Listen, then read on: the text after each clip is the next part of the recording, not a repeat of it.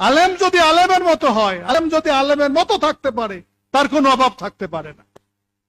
আর আলেম যদি লুবি হয়, আলেম যদি ফাঁকিবাজ হয়, আলেম যদি অদূরদর্শী হয়, আলেম যদি অন্যের পাও চাটে, তাহলে সে কোথায় ইজ্জত, কোথায় খাওয়া, কোথায় অর্থ, কিছু থাকবে না।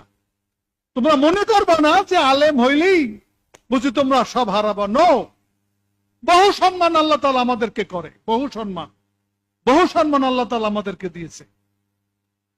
এজন্য আমি বলি না সবাই মাদ্রাসায় পড়বা, কিছু তৈরি হও।